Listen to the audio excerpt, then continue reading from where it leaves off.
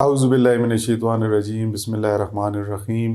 तमाम स्टूडेंट्स को मेरी तरफ से सलाम। आप देख रहे हैं सी साइंस स्टड्स का चैनल और मेरा नाम है वकास।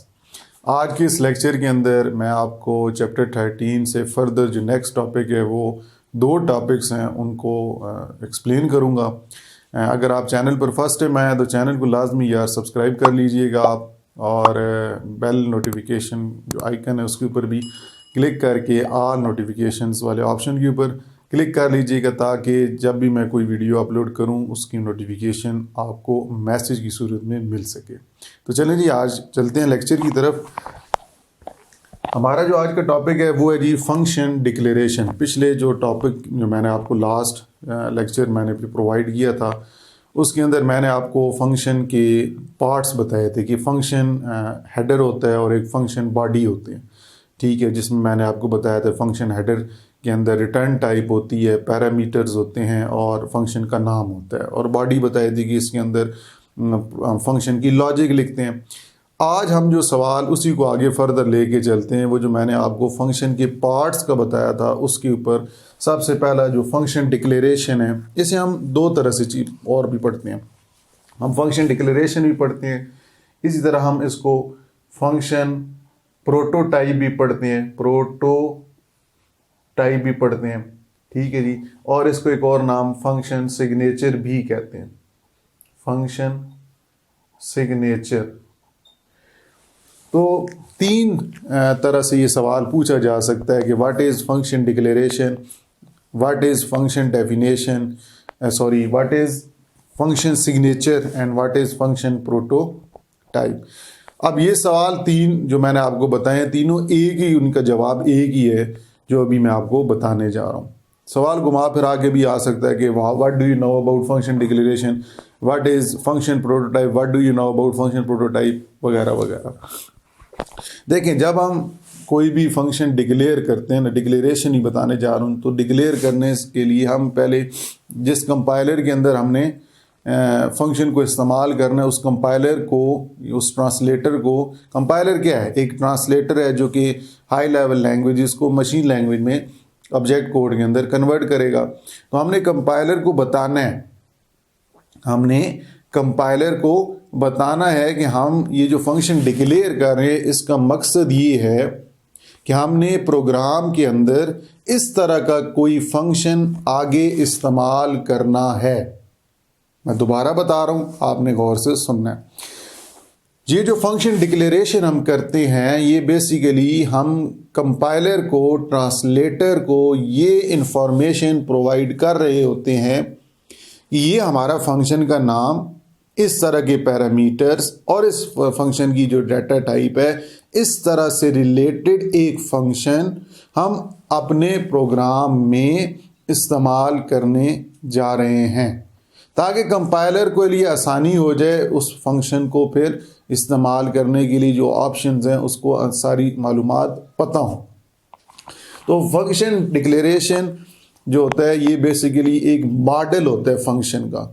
मॉडल से मुराद कि हम इस तरह का फंक्शन आगे इस्तेमाल करेंगे। ये एक बेसिकली जो आप एक घर बनाते हैं तो हम जगह जब खरीदते हैं तो उसकी बुनियाद रखते हैं, जैसे पंजाबी या सराइकी में एरे कहते हैं, ठीक है जी। तो वो एरे रखे जाते हैं, उसके बाद ऊपर उसकी बिल्डिंग बनती है। इस तरह ये एक बुनियाद होती है। फंक्शन डिक्लेरेशन एक फंक्शन को इस्तेमाल करने से पहले उसकी बुनियाद रखी जा रही है और वो बताया जा रहा है कि इस तरह का फंक्शन हम आगे इस्तेमाल करेंगे। तो it is a model of the function. It is basically it tells the compiler about the function that can be used in the program, कि हम इस तरह का प्रोग्राम फंक्शन आगे इस्तेमाल करेंगे एक प्रोग्राम के अंदर। तो फंक्शन डिक्लेरेशन जो होती है, मिसाल के तौर मैं कोई फंक्शन डिक्लेयर करता हूँ, void sum और int a int b और आगे स्टेटमेंट टर्मिनेटर कॉम जिसे सेमी कॉलन कहते हैं। यहाँ पे अगर आप ये देखें तो ये फंक्शन की रिटर्न टाइप होगी, ये फंक्शन का नाम हो गया, ये पैरामीटर्स हो गए और एंड पे स्टेटमेंट टर्मिनेटर। स्टेटमेंट टर्मिनेटर आपने लाजमी इस्तेमाल करना होगा इन फंक्शन डिक्लेरेशन। आने वाले लेक्चर्स के अंदर जिस तरह भी फंक्शन डेफिनेशन आगे आ ही रहा है, तो इस फंक्शन डेफिनेशन के अंदर मैं आपको बताऊंगा कि वहाँ पर आपको यही लाइन पूरी लिखनी पड़ेगी, उसके आगे स्टेटमेंट टर्मिनेटर आपको इस्तेमाल नहीं करना। ये सिर्फ फंक्शन डिक्लेरेशन के अंदर ही आपने ये इस्तेमाल करा। फंक्शन डिक्लेरेशन इस्तेमाल कहाँ पे होगा? ये जो आप मेन फंक्शन लिखते हैं और हेडर फाइल्स आप शुरू में लिखते हैं प्रोग्राम के, उसके बाद वाइड मेन और इंट मेन इस तरह करके लिखते हैं। तो मेन फंक्शन से ऊपर और हेडर फाइल्स के बाद, ठीक है, हेडर फाइल्स के बाद और मेन फंक्शन से ऊपर आपने फंक्शन डिक्लेरेशन करनी होती है। आगे हम ये भी पढ़ेंगे फंक्शन डिक्लेरेशन किधर करनी है, किधर नहीं करनी। ये थोड़ा सा आपको इंतज़ार करना पड़ेगा, आज की लेक्चर में आपको बताऊंगा। तो ये आपको उम्मीद करता हूँ कि समझ आ गया होगा कि ये डिक्लेरेशन एक लाइन जो होती है जिसमें फंक्शन की डाटा टाइप, उसका नाम और पैरामीटर्स जो होते हैं और उसके एंड पे स्टेटमेंट टर्मिनेटर, ये फंक्शन डिक्लेरेशन, फंक्शन प्रोटोटाइप या फंक्शन सिग्नेचर कहलाया जाता है। क्यों इस्तेमाल करते हैं बता दिए, कंपाइलर को इन्फॉर्म करने के लिए, बताने के लिए कि इस तरह का फंक्शन हम आगे प्रोग्राम में इस्तेमाल करेंगे। अब पैरामीटर्स जो होते हैं ना यहाँ पे, अब इसको मुख्तलिफ तरह से आप लिख सकते हैं। यहाँ पे मैं आपको ये जो बात बताने जा रहा हूँ ये बड़ी अहम बात है। मिसाल के तौर पर मैंने लिखा जी वाइड सम, आप सिर्फ डाटा टाइप्स भी लिख सकते हैं। 2 पैरामीटर्स से ना कॉमा आपने देना है, 2 है तो सेपरेट करना है। आप इसको इस तरह भी लिख सकते हैं। आप वेरिएबल्स, ये मैंने ए और बी वेरिएबल्स के नाम भी दिए थे, ये डाटा टाइप भी साथ बताई थी और वेरिएबल्स के नाम भी ऊपर दिए थे। यहाँ पे मैंने क्या किया है, यहाँ पे मैंने सिर्फ डाटा टाइप्स बताई हैं, वेरिएबल्स के नाम साथ नहीं दिए। तो ये वैलिड है, ये दोनों ठीक हैं। आप डाटा टाइप भी लिखना चाहें लिख सकते हैं, लेकिन अगर आप समझते हैं एक से ज़्यादा है, जिस तरह यहाँ पे बी है और यहाँ पे ए जो है, ये दोनों की डाटा टाइप सेम है, तो आप ये नहीं कि एक इंड करके और आगे ए कॉमा बी, ये नहीं करना, ठीक है। वैसे आप कर सकते हैं प्रोग्रामिंग के अंदर, जब डिक्लेरेशन करते हैं फंक्शन के अंदर नहीं करना। कुछ कंपाइलर्स इसको एरर दे देते हैं, कुछ नहीं भी देते, लेकिन ज़्यादातर एरर्स देते हैं। हमने मेजॉरिटी के ऊपर जाना है, तो आप उसकी जगह डाटा टाइप्स भी लिख सकते हैं। आप ये चीज़ नहीं लिख सकते, मैं जो लिख रहा हूँ ना अब, वाइड सम ए और कॉमा बी, ये आप नहीं कर सकते। क्यों? क्योंकि आपने यहाँ पे वेरिएबल्स के नाम लिखे, इनकी डाटा टाइप कंपाइलर के लिए समझना मुश्किल हो जाएगी। तो आप यहाँ पे डाटा टाइप जब तक नहीं बताएंगे उसको क्या पता कि ए बी क्या है, तो ये आपने नहीं करना, ये याद रखना है। ये जो मैं सर्कल बना रहा हूँ इसके अंदर ये जो चीज़ है ये आपने परफॉर्म नहीं करनी। आप या डाटा टाइप सिर्फ लिख सकते हैं या डाटा टाइप के साथ वेरिएबल्स के नाम। समझ आ गई? तो ये एक बेसिकली आप कह सकते हैं कि फंक्शन डिक्लेरेशन से रिलेटेड मालूमात थी। नेक्स्ट अब बात करते हैं फंक्शन डेफिनेशन की। फंक्शन डेफिनेशन जो होता है बेसिकली, ये मैंने अभी जिस तरह आपको बताया, फंक्शन डिक्लेरेशन हम इसलिए करते हैं क्योंकि हमने आगे प्रोग्राम के अंदर इस तरह का फंक्शन इस्तेमाल करना है। मतलब उस फंक्शन के अंदर हम प्रोग्राम की लॉजिक, फंक्शन की लॉजिक इस्तेमाल करेंगे।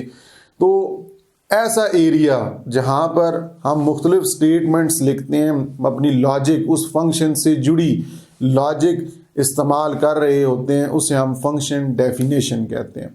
इसके अंदर क्या जवाब लिखा जाएगा डेफिनेशन के अंदर, a set of statements that explain what a function does, कि उसके अंदर मुख्तलिफ स्टेटमेंट्स होंगी जो कि हमें ये बताएंगी कि ये फंक्शन क्या काम करेगा। मैं आपको यहाँ पे ही लिख के दिखा देता हूँ। इतना मुश्किल टॉपिक नहीं है जितना स्टूडेंट मुश्किल समझते हैं। देखिए मिसाल के तौर पे मैं एक छोटा सा एक प्रोग्राम बना लेता हूँ जी। यहाँ पे हैश इंक्लूड stdio.h और यहाँ एक मैं फंक्शन लिख देता हूँ int sum int a int b। Sorry ये मिला के नहीं लिखना, इसमें गलती हो जाती है फिर। कंपाइलर एरर दे देता है। यहाँ पे मैंने डिक्लेयर कर दिया वाइड मेन और यहाँ पे इंट एक्स वाई। ये क्यों मैंने डिफरेंट नहीं है, ये आगे वाला टॉपिक है, अभी इसको आप रहने दें। तो इंटर टू नंबर्स, अभी आपने इनकी तरफ नहीं जाना कि एक्स वाई क्यों है, सिर्फ समझाने के लिए मैं बता रहा हूँ, फिर आपको इसके बारे में भी समझ आ जाएगी। एड्रेस ऑफ एक्स और एड्रेस ऑफ वाई, और यहाँ पे मैं सम एक्स और वाई ये भी आपको बताऊंगा, ये फंक्शन कॉल होता है। अच्छा, ये लिखने के बाद यहाँ पे मैं फिर लिख देता हूँ जी int sum int a int b, यहाँ पे लिख देता हूँ int c, c is equal to a plus b, और printf percentage d and c. ये मैंने एक प्रोग्राम लिखा है जी, ठीक है जी। इस प्रोग्राम के अंदर चले मैं यहाँ से आके आपको समझा देता हूँ ताकि आपको नज़र सही है। मैंने इस लाइन पे क्या किया जी, इस लाइन पे मैंने फंक्शन डिक्लेयर कर दिया इंट, उसकी डाटा टाइप रखी, सम उसका नाम रखा, ये उसके पैरामीटर्स हो गए। मेन के अंदर गए, इसको भी आप रहने दें, ये पैरामीटर है एक्चुअल, और फिर 2 नंबर इनपुट कराए और यहाँ पे मैंने फंक्शन कॉल कराया इस जगह पे, ठीक है जी। ये भी आपको नेक्स्ट लेक्चर में फंक्शन कॉल का भी बताऊँगा। तो फंक्शन कॉल करा दिया, उसके बाद मैंने यहाँ पे ये जो ब्रैकेट क्लोज होती है ना मेन फंक्शन की, उसके बाद मैंने यही वाली जो लाइन है ये सेम टू सेम उठा के इधर लिख दी है, ठीक है। यहाँ पे सॉरी नीचे लेके जाना था इधर, ठीक है, ये सेम उठा के लिख दी। लेकिन यहाँ पे मैंने स्टेटमेंट टर्मिनेटर नहीं लगाया, क्योंकि स्टेटमेंट टर्मिनेटर जब आप लगाएंगे तो ये हमें ये बताता है कि ये फंक्शन डिक्लेयर हो रहा है। अब हम जो फंक्शन डेफिनेशन पढ़े तो ये फंक्शन डेफिनेशन के अंदर हेडिंग आपकी हेडर यही होगा। अब ये क्या है, हमने जब फंक्शन के पार्ट्स पढ़े तो मैंने कहा था हेडर और बॉडी होती है, तो ये फंक्शन का हेडर हो गया, और उसके बाद ब्रैकेट्स के दरमियान ये जो स्टेटमेंट्स है ये इस फंक्शन की बॉडी है। मतलब इस फंक्शन से रिलेटेड जो लॉजिक है वो आपकी इस जगह इस्तेमाल हो रही है। ये पूरा जो एरिया है इसको हम कहते हैं फंक्शन डेफिनेशन। इसकी ब्रैकेट के अंदर ये जो स्टेटमेंट्स लिखी हैं ये फंक्शन की लॉजिक होगी। इस लॉजिक को हमने इस्तेमाल करना होगा, हर एक सवाल के अंदर मुख्तलिफ लॉजिक होगी, लेकिन फंक्शन डेफिनेशन इसी को कहते हैं। ये जो यहाँ पे फंक्शन का हेडर जो है, इसके बाद ब्रैकेट ओपनिंग के बाद जो स्टेटमेंट्स लिखते हैं और क्लोजिंग से पहले ये पूरा एरिया ये आपकी फंक्शन डेफिनेशन है, जो कि हमें ये बता रहा होता है कि इस फंक्शन के अंदर क्या स्टेटमेंट्स परफॉर्म करेंगी, क्या स्टेटमेंट्स कैसे चलेंगी, ठीक है जी।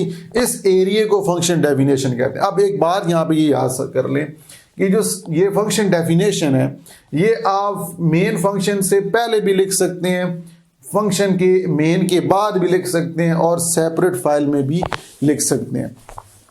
अगर आप मेन फंक्शन से पहले लिखते हैं, ठीक है, आप मतलब ये जो पूरी ये जो फंक्शन डेफिनेशन हेडर समेत ये बॉडी ये सारी उठा के अगर ये आप इस वाइड मेन से पहले लिख देंगे तो याद रखें उस टाइम पे आपको ये डिक्लेरेशन फिर नहीं करनी।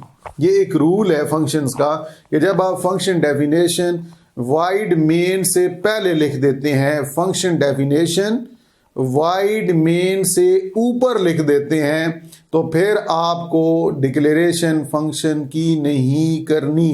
मैं दोबारा बता रहा हूं कि अगर ये पूरी की पूरी फंक्शन डेफिनेशन जिसमें बॉडी और हेडर है ये आप सारा उठा के इस मेन से ऊपर लिख दें और मेन नीचे उसके आ जाए, तो फिर आपको फंक्शन डिक्लेयर शुरू में नहीं करना। लेकिन अगर यही चीज़ आपको जिस तरह अभी मैंने सामने आपके लिखी हुई है, अगर मैं यही चीज़ जिस तरह मेन के बाद लिख रहा हूँ, मेन फंक्शन के बाद लिख रहा हूँ, तो ये आप जब बाद में लिखेंगे फिर आपको ऊपर फंक्शन डिक्लेरेशन करनी होगी लाजमी। ये याद रख लें कि जब आपने मेन फंक्शन के बाद में आपने अगर फंक्शन डेफिनेशन लिखी हुई है तो फिर आपको ऊपर डिक्लेरेशन फंक्शन की लाजमी करनी होगी। और अगर आप सेपरेट फाइल की बात करें तो फिर आपको अगर आपने ये एक प्रोग्राम एक फ़ाइल में बनाया हुआ, उसका नाम मिसाल के तौर पर first.c है, तो आप दूसरा जो फाइल में, सोर्स फाइल में जब प्रोग्राम ये फंक्शन की लॉजिक वाला, डेफिनेशन वाला अलग फाइल में लिखते हैं, तो फिर आपको शुरू में उस फाइल का नाम जो जिसमें फंक्शन की डेफिनेशन लिखी होगी उसको यहाँ पे हैश इंक्लूड करके उस फाइल को नाम के लिहाज से ऐड करना होगा। तो ये था जी आज का हमारा topic, function definition, function prototype या डिक्लेरेशन या सिग्नेचर, जिसे हम कोई भी नाम दे सकते हैं। उम्मीद करता हूँ कि आपको ये टॉपिक समझ आ गया होगा। फिर भी बहुत से स्टूडेंट्स को शिकायत होती हैं, कोई टॉपिक समझ नहीं आया, कोई क्लियर नहीं हुआ, तो ओपनली सवाल किया करें। मेरी पूरी कोशिश होती है कि आपको आसान से आसान तरीके में समझा सकूं। मैं आपको प्रैक्टिकल भी, कंपाइलर के ऊपर भी ये फंक्शन से रिलेटेड प्रोग्राम रन करके दिखाऊंगा। अभी सिर्फ थोड़ा सा थ्योरी है, एक दो और टॉपिक हैं, फिर इंशाल्लाह आपको प्रैक्टिकल कंपाइलर के ऊपर प्रोग्राम रन करके दिखाऊंगा कि फंक्शंस के अंदर किस तरह हम प्रोग्राम लिखते हैं कंपाइलर के अंदर फंक्शंस के मुताबिक, और किस तरह उसको एग्जीक्यूट करते हैं, रन करते हैं। तो इंशाल्लाह जी नेक्स्ट वीडियो में आपसे मुलाकात होगी, मिलते हैं इंशाल्लाह जल्द। तब तक के लिए अल्लाह हाफिज़। पाकिस्तान जिंदाबाद।